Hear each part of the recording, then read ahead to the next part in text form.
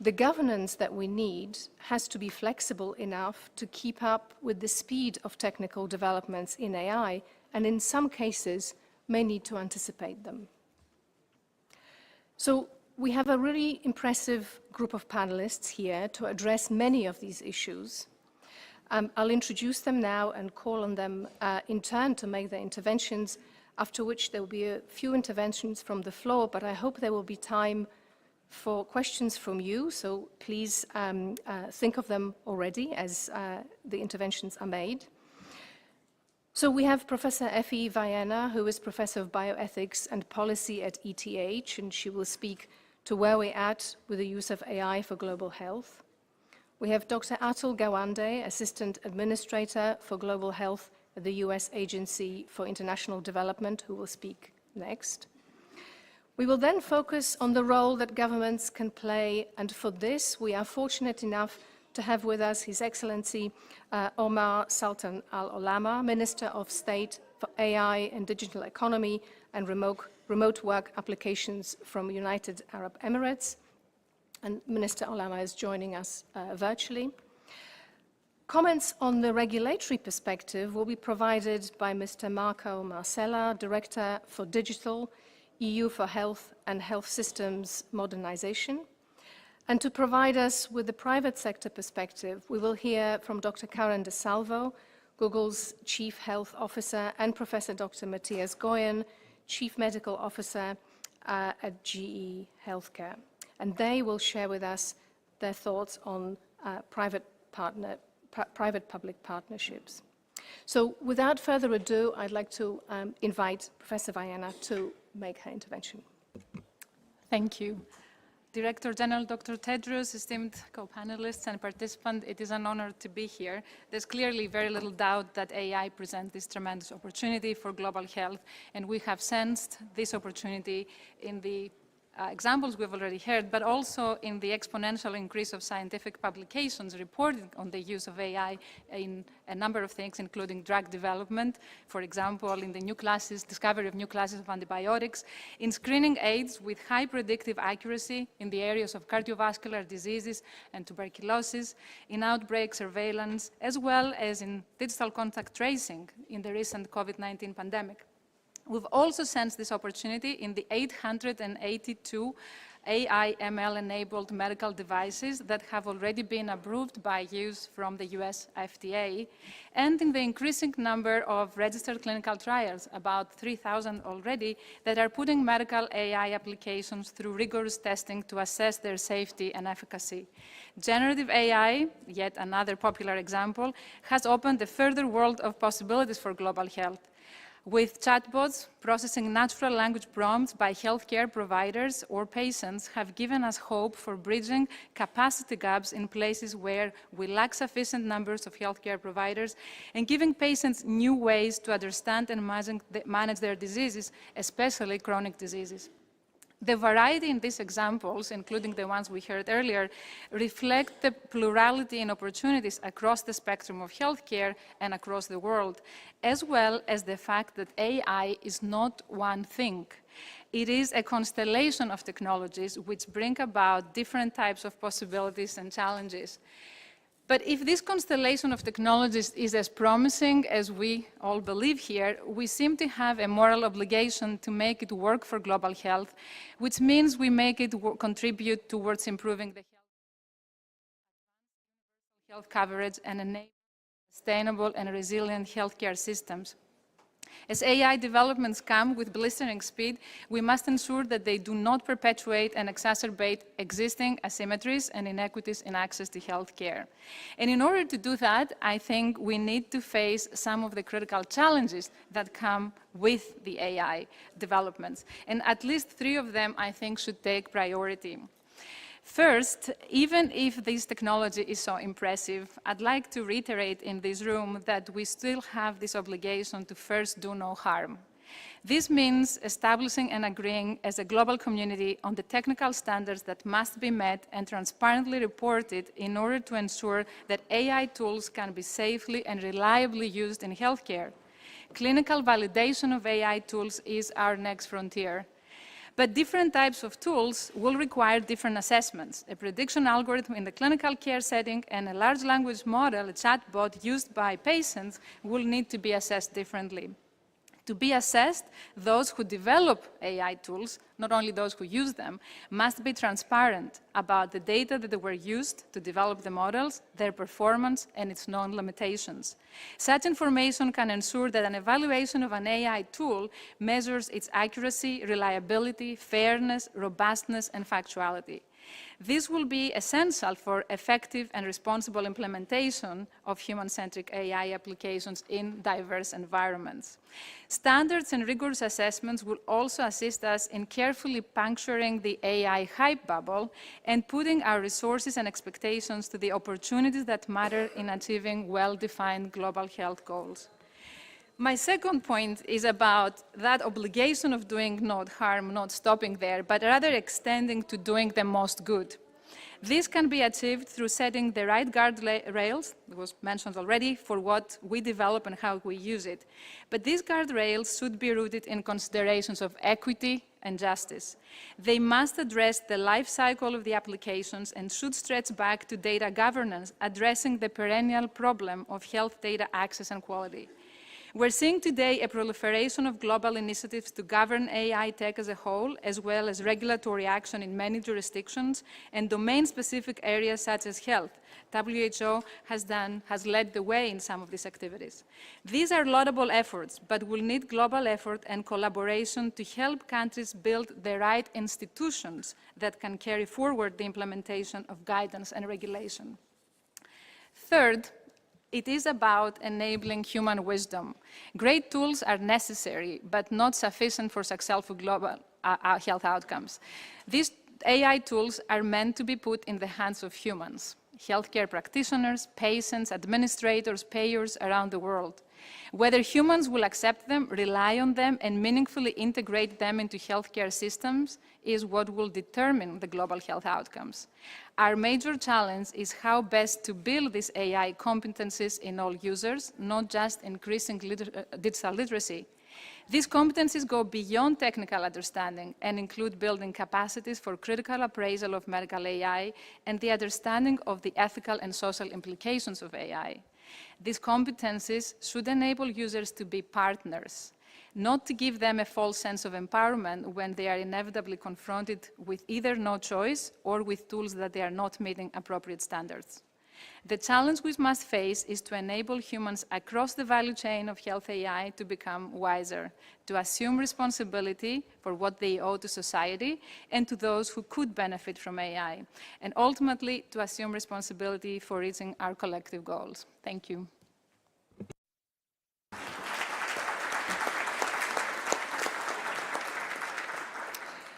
Thank you very much, Professor Vallena, for making important statements, including about responsibility, humanity, capacity building, and partnerships in the context of AI in health. I would now like to call on Dr. Gawande, please. Thank you so much for the chance to speak here. Director General Tedros, Excellencies, Ministers, distinguished guests, and delegates, it's a great pleasure. I want to start by just saying USAID is deploying AI tools with country partners now. And that has given us a deep understanding of the great opportunities and great risks and how we are beginning and just beginning to manage them. First thing to understand is that AI is not going to replace humans in healthcare in the near future. It is right now providing clear potential for augmenting human capabilities for health so that human beings can do more and manage with less complexity and less cost many examples of human conditions that have required much higher levels of expertise. As a case in point, Director General Tedros referred to the deployment of chest x-rays, digital chest x-ray systems for TB. In TB, a great difficulty is that it is often latent and unseen without symptoms. So screening with chest x-rays is very important. But capacity of radiologists to have same-day testing of chest x-rays and readout and diagnosis and action makes that very difficult to deploy. So we have 7 countries around the world, including places like Vietnam and Nigeria, where we are now deploying AI-based computer-aided detection software systems that instantly read chest x-rays and give people diagnoses. Using it in high-burden countries, we are seeing that these tools have increased, for example, in Nigeria, case detection of TB cases by more than 1/3 in the course of a single year when coupled with molecular diagnosis. Now, one of the critical things is there are many applications that are potentially coming down the pike. AI-based ultrasound for assessment in pregnancy, AI-based skin lesion detection. Those tools are out there and available. We went with this tool first for chest x-ray in TB. Why? Because WHO did an evaluation and provided an initial set of recommendations that could give us some normative guidance. Because based on that guidance, countries we're working with had confidence that they could begin to have their regulatory systems drive these capabilities forward. And then further, we have a test in case the AI is wrong. We are not relying on this.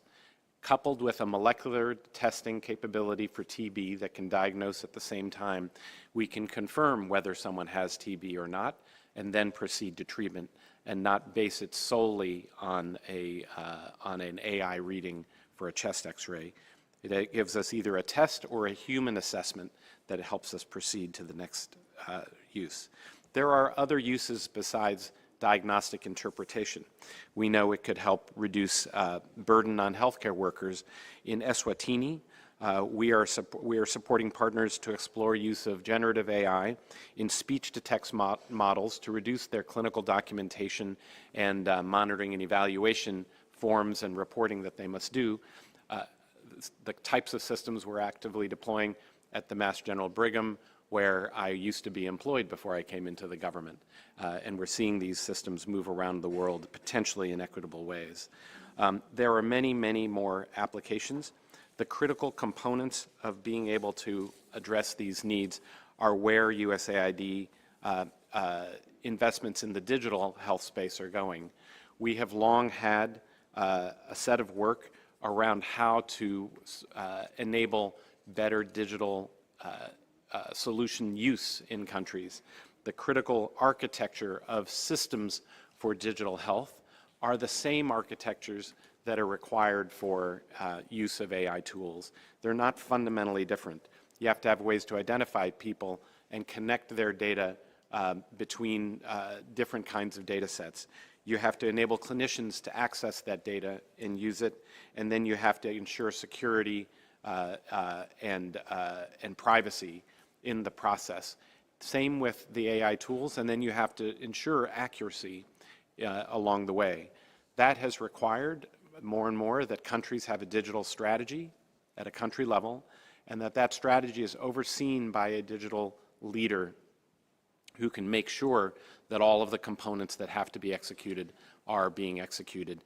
And we're supporting training of country officials, people completing these plans, and enabling this to move out in the world.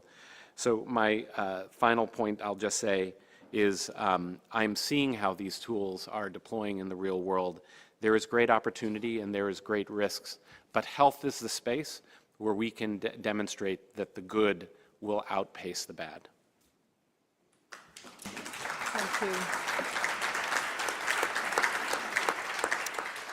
Thank you, Dr. Gawande, for reminding us yet again about partnerships across the globe with different countries. I heard about partnership between human and AI itself, and of course that importance of privacy and security and deployment in context. I would now like to call on Minister Olama to make his intervention. Minister, please.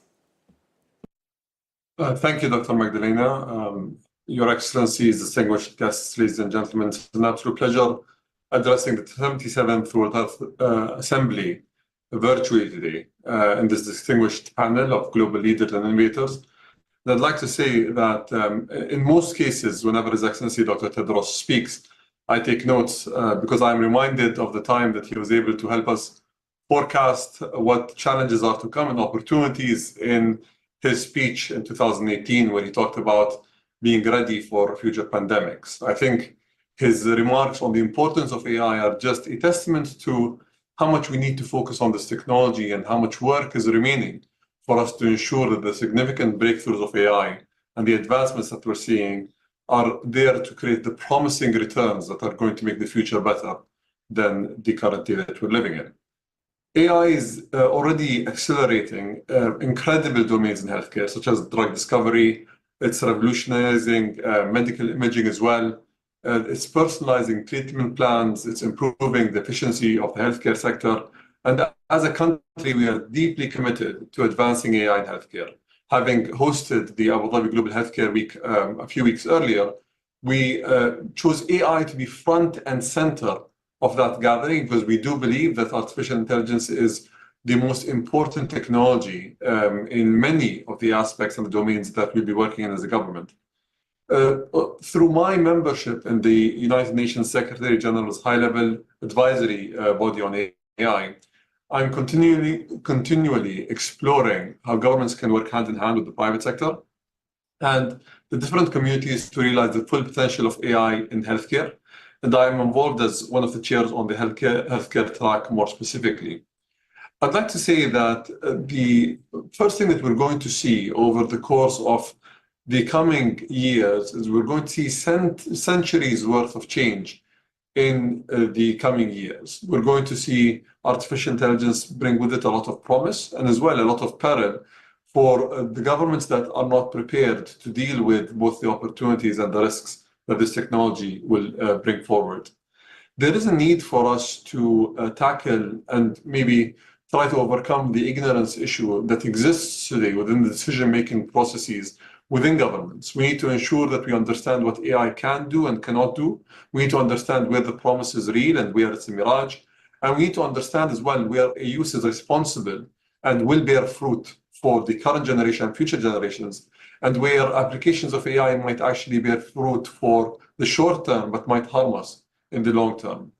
That is why we believe that education is paramount when dealing with deploying artificial intelligence and regulating it across different governments around the world. As a government, we tackled this issue by creating a program with some of the most leading universities around the world, whether it's Oxford University in the UK or the University of Birmingham in the UK as well, to deploy government-specific programs for our government officials to understand what AI is, how AI can be effectively regulated, and to also understand what AI can be deployed for today and what needs to be put in place as an infrastructure requirement to ensure that you can actually bear the promise that AI brings with it. We also need to ensure that the public and public interest is front and center when it comes to AI deployment. To ensure that, we need to ensure that the public is informed, the public is aware, and as well that the ignorance that might exist because of the Hollywood movies that people have seen or because of the fear mongering that unfortunately some people have gone through is not dictating whether they fear this technology or whether they want to ensure that this technology is being used in their governments and in their healthcare systems. And the cornerstone of everything that we need to be doing is ethical, responsible, and transparent use of AI. I heard a fellow esteemed panelist talk about the importance of us understanding and promoting transparency within AI algorithms to ensure that these black box scenarios that might harm people over the course of deployment are not catching us by surprise. On the government side, we need to ensure that we have robust data infrastructures that allow us to anonymize data when needed, but at the same time allow us to give access to the algorithms when necessary to ensure that we are able to deploy it effectively and we can scale it up as well.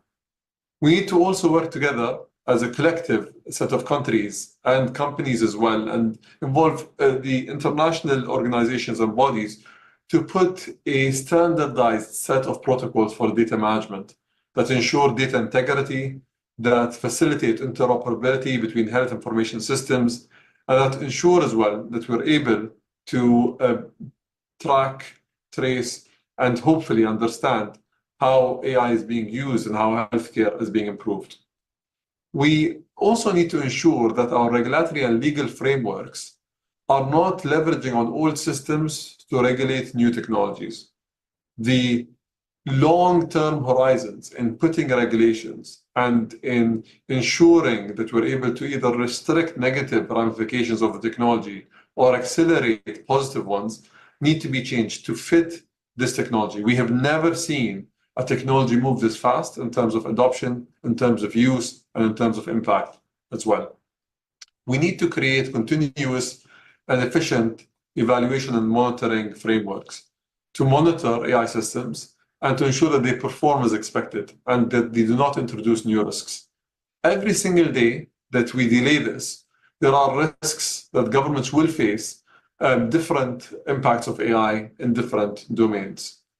As a country, we believe that this technology is going to be a technology that is going to bear with it a lot of positive impacts.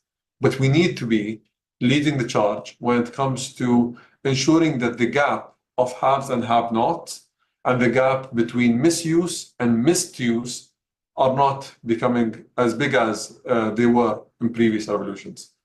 I'd like to thank you and hope that in future World Health Organization assemblies that I could be with you in person.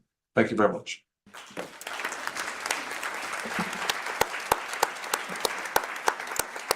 Thank you. Thank you very much, Minister Olama, for reminding us of the importance of education of everyone, of involvement of the general public, of developing standards, and of reminding us of the speed at which these developments are taking place. Thank you again.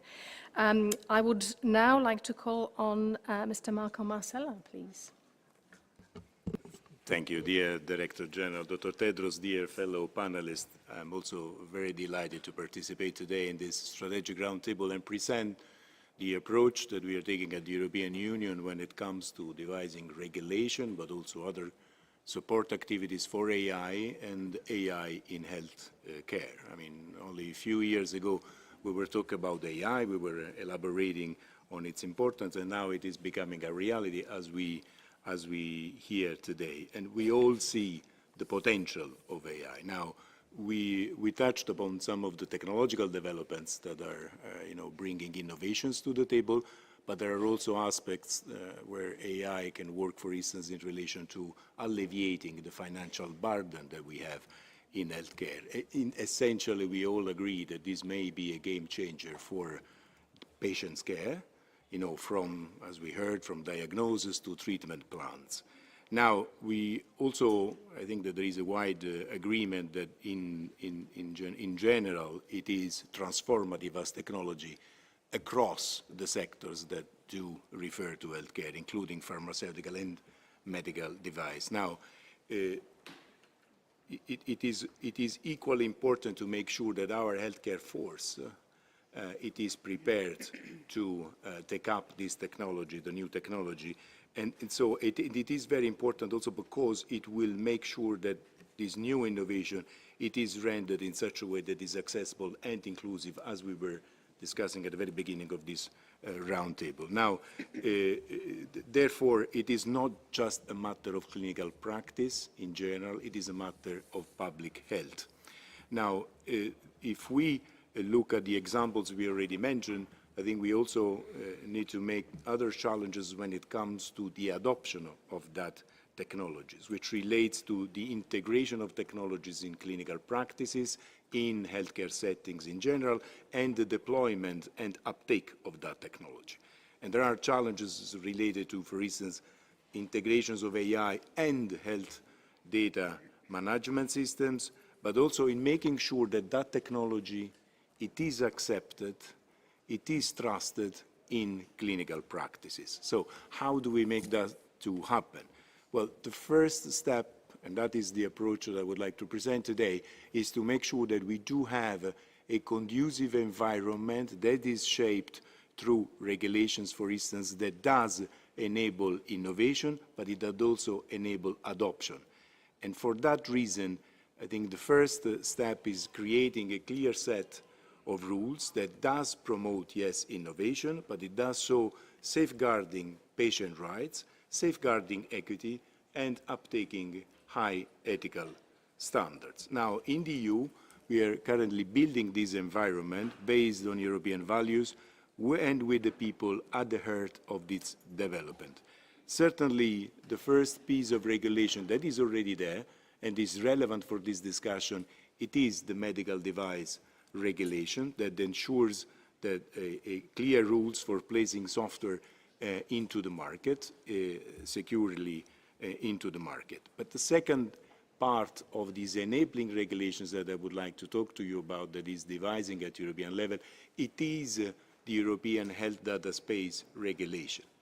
This is a regulation that is currently being, say, finalized. The political agreement has been reached. It will be the cornerstone for developing artificial intelligence applications in the future, because it will create a single data space with clear rules for accessing health data from the patients, who will be able to control their health data, to control access, and to control with whom and for which purposes he wants to share data, his health data, for primary care, but also for secondary use. And the secondary use of health data, it is a major piece of that regulation, because it essentially will create the structure, the technological underpinning, and the rules for reusing safely and trustful health data in the 27 member states of the European Union. So it will essentially create the roaming of health data, but it will also enable researchers that have research projects that they want to focus to access data that is held by data users through a single network access point, presenting a research project and obtaining the data to be analyzed in a secure environment. Now, this is an enabling regulation in that sense, because it will then couple and work in synergy with the AI Act, which is the first set of rules adopted to, say, support the trustworthy, secure, and ethical use and development of AI. And, we do so not only to support the use and the uptake, but also to protect the public interest. Now, the AI Act will set very clear requirements with a risk-based approach, so that developers and also deployers, they will have very clear rules for analyzing, for monitoring, for placing into the market, and for doing post-market surveillance of artificial intelligence solutions. Artificial intelligence, including machine learning and also generative AI. Now, it will address the set of requirements that cover, say, the transparency, but also the ensuring the performance in diverse settings, and also continuous learning, and it will certainly be based on the human oversight. Now, the combinations of the AI Act and the European Health Data Space will unlock the potential of digital and data for health and care across the European Union, and let's say that we're developing these regulations to make sure that the peoples will benefit of it. But as we heard today, I think that these challenges are global, and it is in the interest of everyone to work together on developing a conducive environment globally. And I think that it is for these reasons that we very much appreciate the invitations to be in this conference and exchange words and practices on this matter. Thank you again. Thank you very much.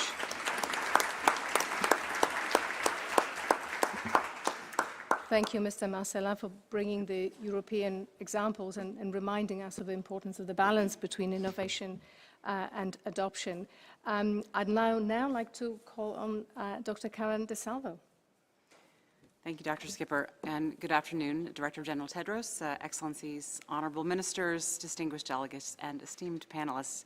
It's really an honor to participate in the Strategic Roundtable on Artificial Intelligence in Health. And as a doctor, I can see that we are at a technological inflection point that heralds the most transformational opportunity of our lifetimes to advance human health, akin to the discovery of penicillin. Generative AI opens to reality the promise that high-quality, affordable health care and optimal health will be available to everyone, everywhere. The capabilities of generative AI lend itself to solving shared global health challenges in areas like workforce shortage, information overload, and the rising burden of non-communicable disease. Imagine a world where geography, socioeconomic status, race, ethnicity, and resource limitations no longer dictate health outcomes. Envision a future where a skilled healthcare provider in a remote village can access the expertise of specialists worldwide in real time. The global approach to AI must be both bold and responsible. Bold in prioritizing use cases that help the most people most significantly. Responsible because, like one of medicine's oldest tenets, we must first do no harm. My patients taught me that health moves at the speed of trust. To build trust in AI, Google's approach is to apply it with privacy, equity, and safety by design. We know that if not applied ethically, AI could amplify existing health disparities. That's why we follow our 7 AI principles that provide a framework to ensure that our AI applications are fair, safe, and effective. Our principles created applications that must, first, be socially beneficial, second, avoid creating unfair bias, third, be built and tested for safety, fourth, be accountable to people, fifth, incorporate privacy design principles, sixth, uphold standards of scientific excellence, and seventh, be available for uses that accord with these principles. AI transformation should happen with communities, not to communities. It will take intentional public-private sector partnership to ensure that AI is developed and deployed boldly and responsibly. Central to Google's approach is actively collaborating with trusted global leaders like the WHO, governments, academia, healthcare providers, and others around the world. This brings the best talent and experience together to work towards the same global health goals. For example, that's why we have a formal collaborative arrangement with the WHO to enable us to work together to amplify public health information and bring digital tools to low-resource environments. We've worked with the Indian government to make open-source AI models available to assess for diabetic retinopathy to reach as many citizens as possible. And we partner with academic researchers with AI technology like AlphaFold to advance scientific discovery, including for new therapeutics. This partnership model exemplifies our belief that health is what we do together as a society to create the conditions in which everyone can be healthy. For our part, we are committed to building responsibly and to adhering to our AI principles in our own work. We also work with the broader ecosystem to establish the performance characteristics needed for the models. We believe that regulation will be necessary, and we're engaging with governments and others in the ecosystem. For example, we're joining up with groups like the US-based Coalition for Health AI to develop guidelines to assess this technology when it's put into practice. And we call on others in the private sector to do the same, and we look forward to working on other global efforts. To meet the moment and ensure equitable and safe application of AI, the WHO should leverage its role as a trusted organization and convener of stature to shape an equitable digital future. WHO should work with partners, including governments, NGOs, and the private sector, to establish normative standards and global governance to see that regulatory authorities can harmonize expectations for performance, safety, and bias in a transnational fashion and support regulatory review and implementation in a way that leaves no one behind. I will end by emphasizing that humans are at the heart of health. AI will not replace healthcare providers, but healthcare providers who use AI will replace those who don't. At Google, we're committed to working in public-private partnerships to unlock AI for health in a bold and responsible way. Thank you again, and I look forward to the questions.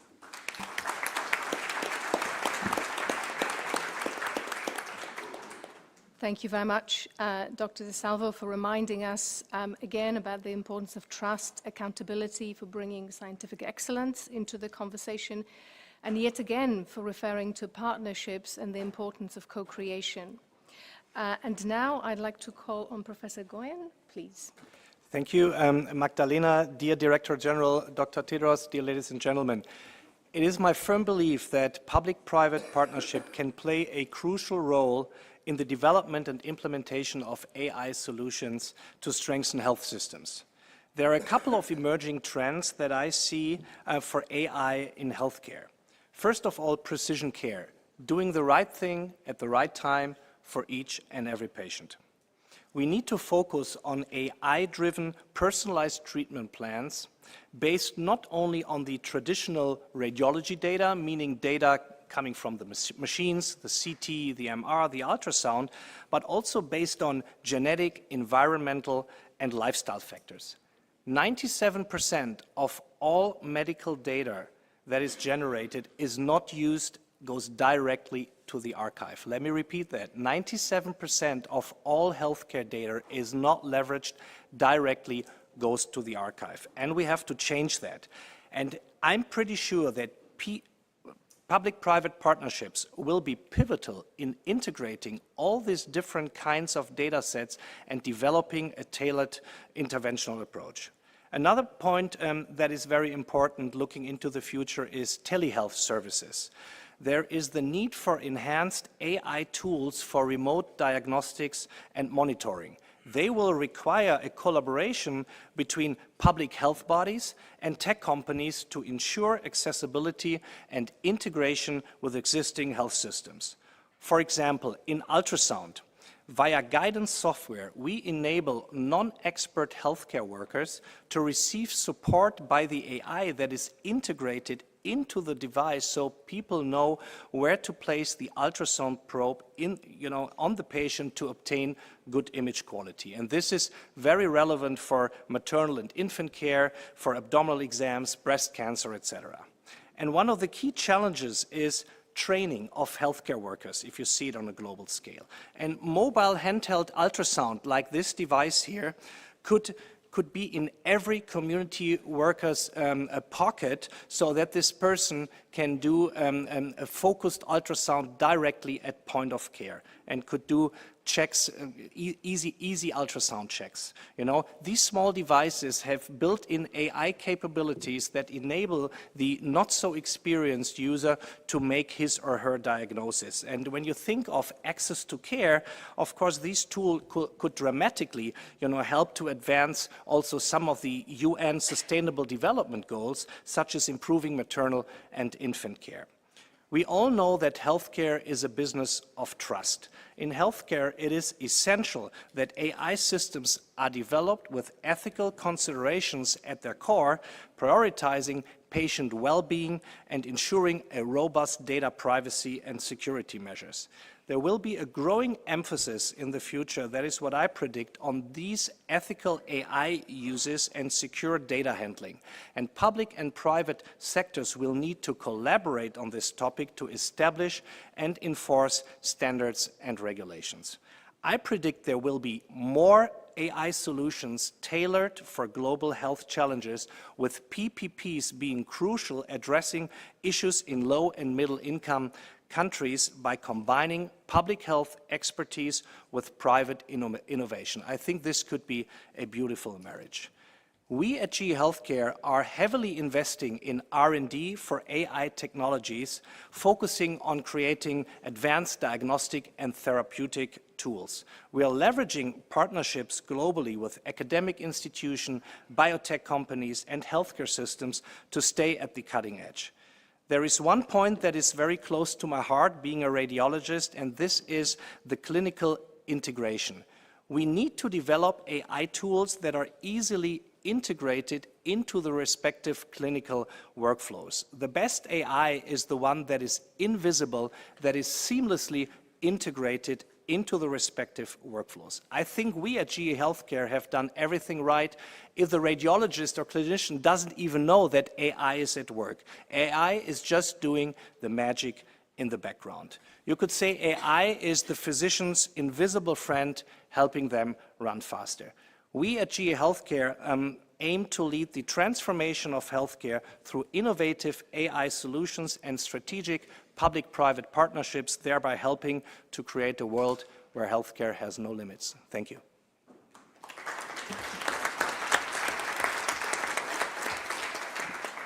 Thank you very much, Professor Goyen. Once again, partnerships, very gratifyingly, ring very loudly true.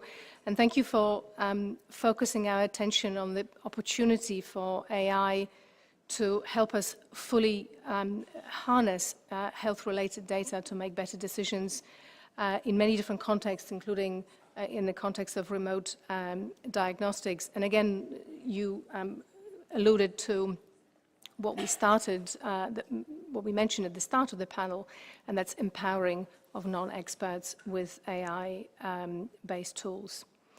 So I'd like to thank the panelists, and before we move to the question part, I'd like to invite a couple of interventions from the floor.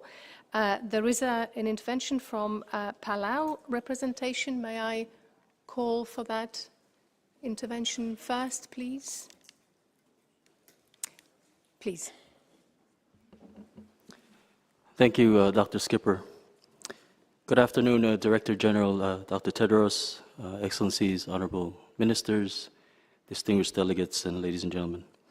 And thank you as well to the esteemed panel for such an invigorating and interesting panel discussion this afternoon. It's certainly a great pleasure for me to be here, to be discussing with all of you the very exciting topic of AI, which, as we have heard, we can all expect will usher in a new era of health technology and bring about significant advancement for health globally, and especially in the small island developing states such as Palau. So as a small island member state, we do face unique challenges in our healthcare systems: geographic isolation, limited resources, and our vulnerability to climate change are just a few of the obstacles that challenge us with the successful delivery of quality healthcare, especially to remote and isolated islands and communities. These challenges thus drive us to seek more innovative, effective, and efficient ways to improve access and quality of public health and healthcare services to our populations. Today, we stand on the brink of a technological revolution, as we have heard, that can truly transform our healthcare landscape, which is artificial intelligence. AI, with its capacity to analyze and vast amounts of data, recognize patterns, and make predictions, offers unprecedented opportunities not only to enhance healthcare delivery, but also affords us the ability to make better decisions based on credible and relevant data. Let me outline a few ways in which AI can be harnessed to improve health conditions and outcomes in SIDS by illustrating some of the activities we're implementing in Palau. Through our digital health and data modernization initiatives, we will be incorporating the use of AI in our EHR systems, including predictive analysis capabilities to project disease burden trends and identify health disparities among our primary care patients. Another example is we plan to use AI to identify chronic disease patients who are most likely to miss appointments and follow-ups based on records and identified correlating socioeconomic factors. We're also looking into enhancing our telehealth and telemedicine initiatives with AI to provide better direct patient care to our remote islands where specialized medical professionals are unavailable and transportation is a barrier to healthcare access. This would allow us to reduce the need to refer many of our patients abroad to receive advanced medical care. Such AI-driven telemedicine platform can bridge this gap by providing remote consultations and diagnostics, offering personalized advice and support to people, ensuring they receive the right care at the right time, regardless of their location. AI can also support in analyzing large data sets from different sources and help us with enhanced disease surveillance and prevention, including vector surveillance for zoonotic events and threats. Furthermore, it can assist us in optimizing our healthcare resources. In resource-limited settings such as Palau, it is crucial to make the most efficient use of available resources. Given that the Pacific Islands are challenged with an ever-growing burden of NCDs, and AI can play a pivotal role in personalized medicine, as has been mentioned. By analyzing individual health data, including lifestyle factors and environmental influences, AI can help tailor health interventions to the unique needs of individuals. However, again, as has been mentioned, as we look to embrace AI, we must also address the challenges that come with it. So it is essential that we work collaboratively with WHO, international partners, technology providers, and our own communities to ensure that we have adequate and appropriate guidelines and regulatory frameworks in place to govern the use of AI to ensure its ethical deployment in health technology. In conclusion, artificial intelligence does present a transformative opportunity for small island developing states to overcome our unique challenges in healthcare. By leveraging AI, we can significantly enhance health outcomes for our populations, especially for those who are most vulnerable and unreachable. Together, we can create a future where quality healthcare is accessible to all, no matter how small or remote our islands may be. Thank you. Thank you. Thank you very much, Minister. And now I'd like to invite a short intervention from Australia, please. Thank you, Chair. Can I also thank the DG moderator and panellists for sharing their expertise today. It is great to see such a focus in the Assembly at this time on this topic. As we've heard today, it's really hard not to be excited by the opportunity that AI presents. However, as we've also heard today, as AI increasingly becomes a feature in people's health and in health systems, it's equally as hard to ignore the risks that if not appropriately managed, AI could actually deepen divides in health outcomes. Australia agrees with the comments that Member States must consider how AI impacts our societies, including those who may be in vulnerable situations or indeed part of marginalised communities. This requires approaches that protect human rights and privacy and manage bias and fairness in AI technologies and associated data. This will help ensure AI is being used safely and responsibly. Australia believes we should consider how governments can promote the development of safe and responsible AI that is firstly sustainable from a business perspective, but that its application, secondly, is also equitable, inclusive, and thirdly, strengthens our health systems and patient outcomes. In this context, and given the pace of change, Australia sees great value in an update to the WHO Global Strategy on Digital Health that expires in 2025. More broadly, we're keen to hear attendees and panels' reflections about the role that the WHA can play to maximise opportunity and minimise the risks on these issues of equity. Also interested on views of how best to ensure consistency of global approaches. Thanks, Chair. Thank you very much. Thank you for reminding us that we have to be mindful of the risks and we have the responsibilities, and the solutions need to be developed in partnerships in a global context. So I'd like to move to the question part of this session. At this point, I'm not inviting further comments, but I would like to ask if any of you in the audience have questions for the panelists in response to the statements that you've heard. I can take a couple of questions from the floor.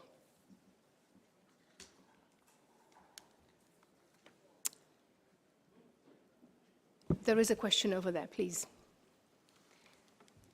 Sorry, my name is Matilda Forsland. I'm the Executive Director of Transform Health. I think some of the panelists here have highlighted the importance of the need for better data governance regulation. So I would like to ask the panel here what you would recommend to WHO and its member states in terms of better data governance regulation and potentially a WHA resolution to get us to the next stage. Thank you. Thank you very much. And can I have another question before I turn to the panel? Another question from the floor? That was a good question. Oh, there's a question over there, please.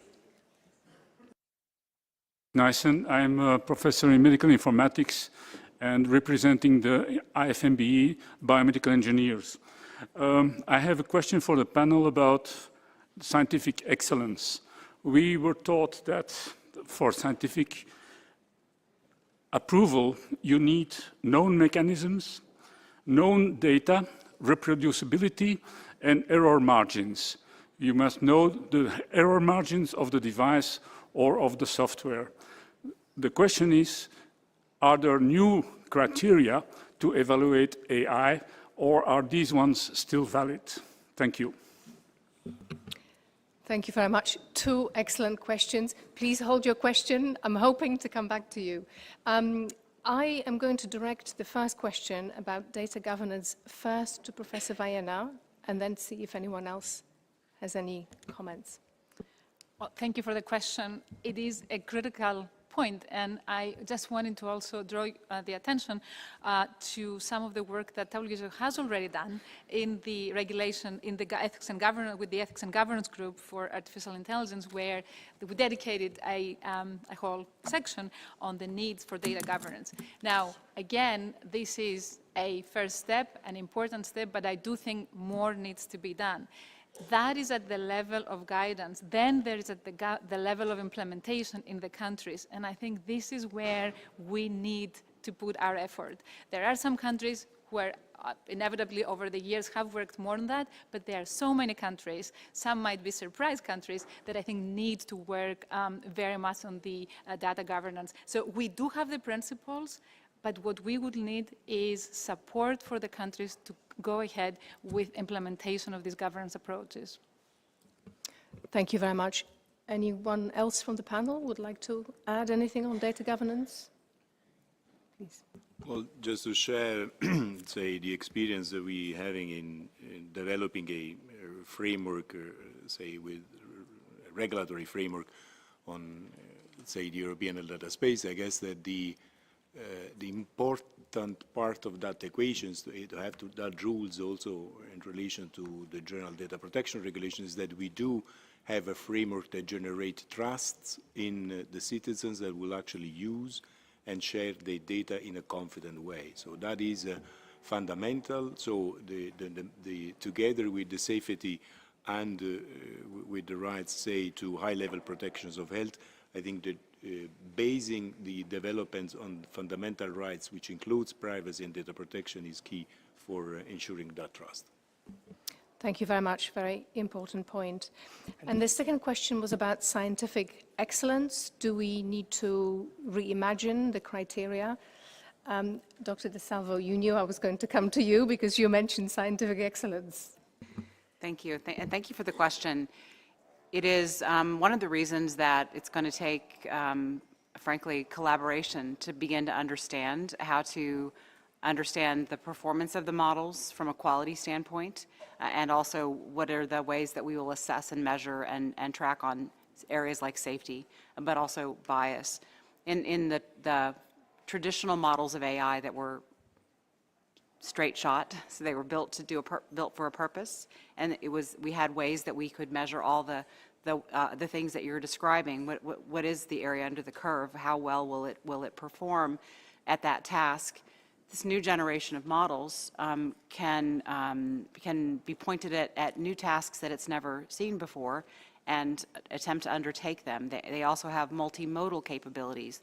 They can read images, they can listen to audio, they can use computer vision to see. So I think as the global ecosystem begins to consider the guardrails and the regulatory framework to evaluate not only the effectiveness but the safety of the models, we are going to have to think of broader approaches.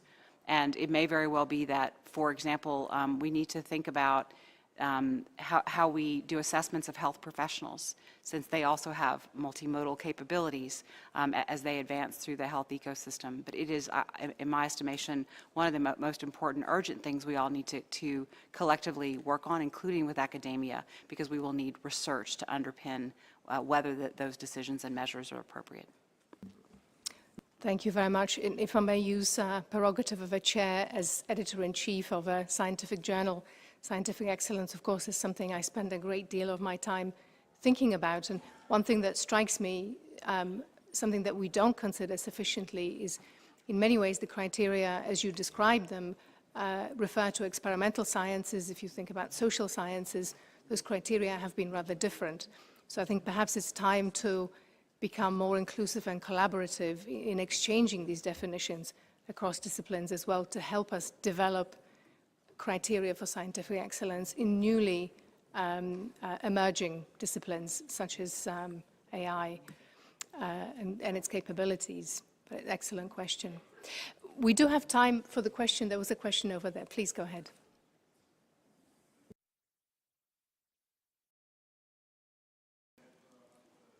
WHO.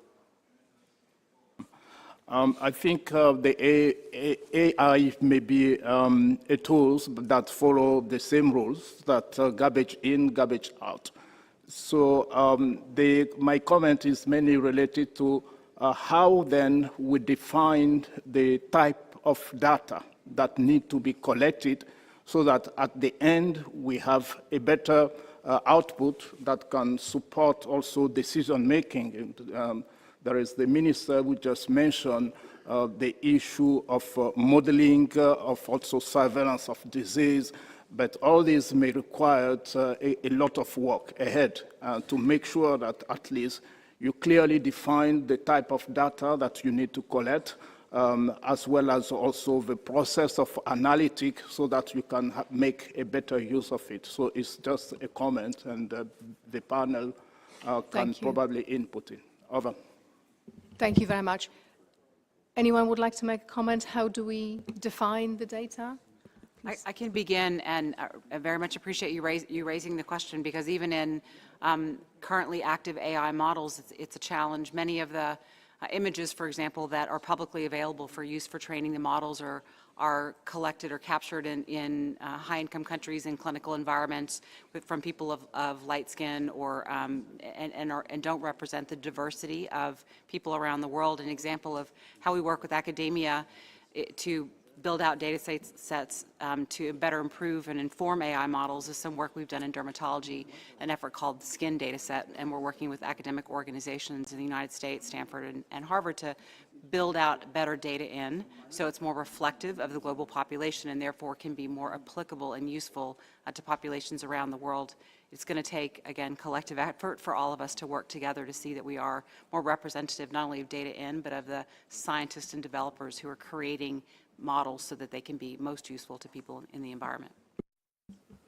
Thank you very much. We do have a couple more interventions from the floor. Can we please have an intervention from ITU? Please go ahead. Thank you, moderator.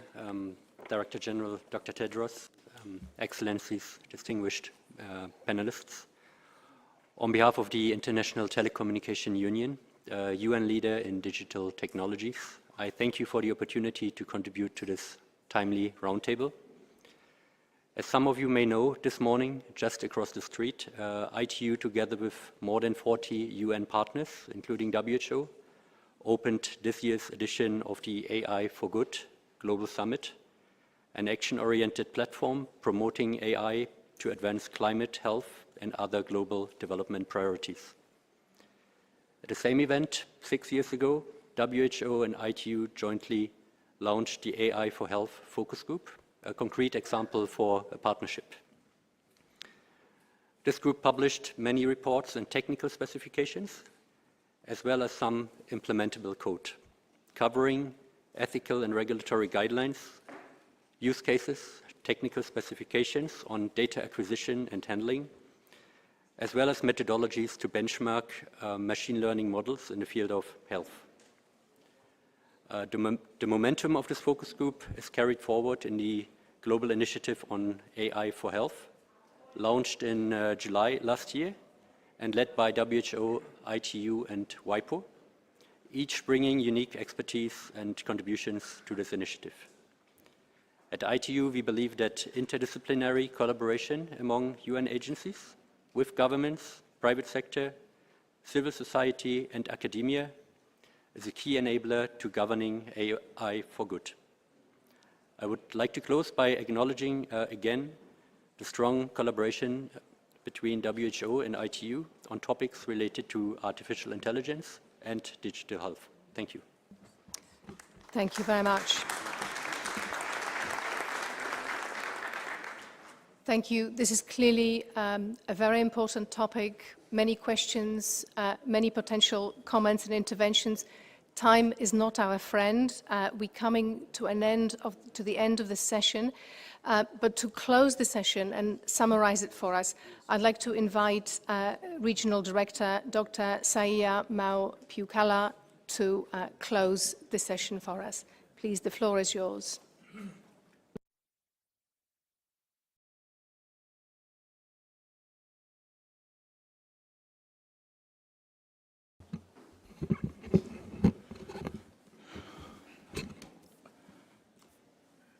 Director General Dr. Tedros, Moderator Dr. Skipper, esteemed panelists, excellencies, distinguished delegates. As we bring this enriching roundtable discussion on artificial intelligence for health to a close, I want to extend my deepest gratitude to all of you for your active participation, insightful contribution, and commitment to advancing AI in global health. As we heard today, artificial intelligence holds immense potential to transform health, particularly in resource-limited settings, where it can have enormous impact. AI can revolutionize how we approach protecting, providing, and promoting health through innovative solutions to long-standing challenges.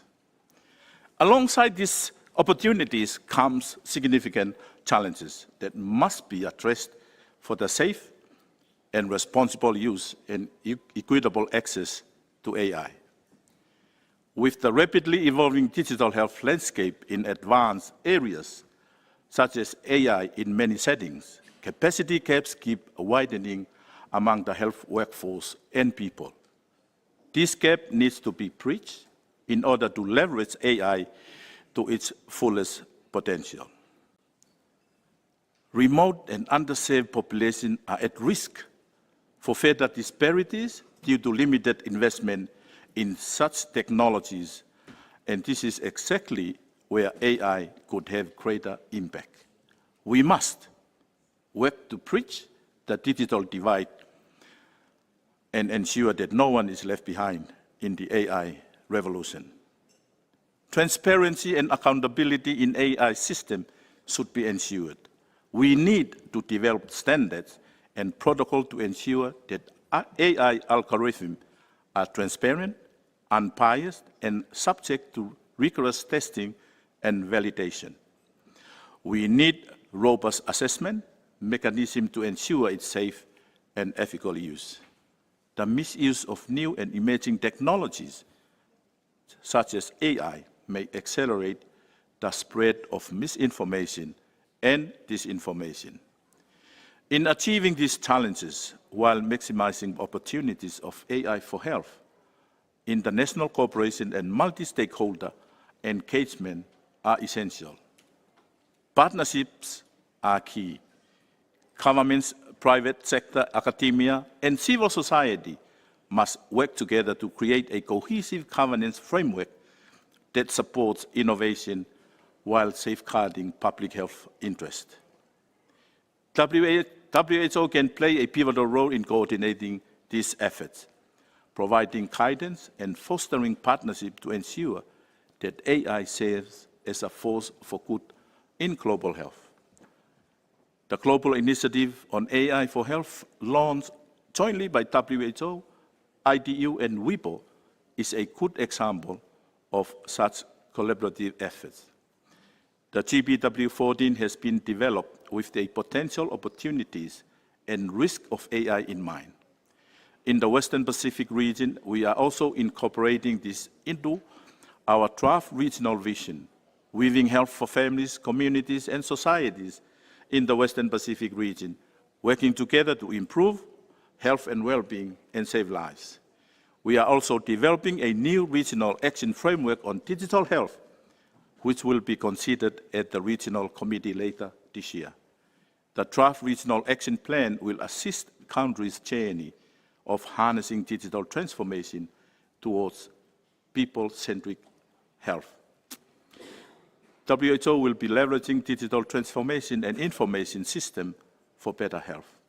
Ladies and gentlemen, the potential of AI in health is boundless, especially for those in resource-limited settings. However, there is a lot that needs to be done to ensure it's safe and responsible. By addressing these challenges and fostering inclusive, transparent, and ethical practices, we can unlock this potential and create a healthier future for all. I would like to thank our moderator, Dr. Skipper, our panelists for their invaluable insight and contribution. Your expertise and perspective has enriched our understanding and will undoubtedly guide our future efforts. Thank you once again for your engagement. Let us continue to work together to harness the power of AI for the betterment of global health, ensuring that no one is left behind. Thank you. Thank you very much.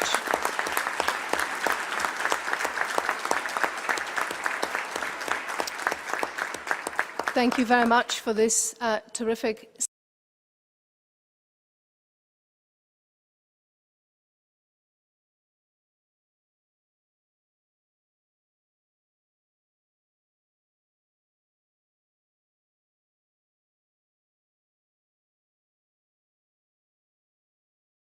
My name is V, your host today. Hi.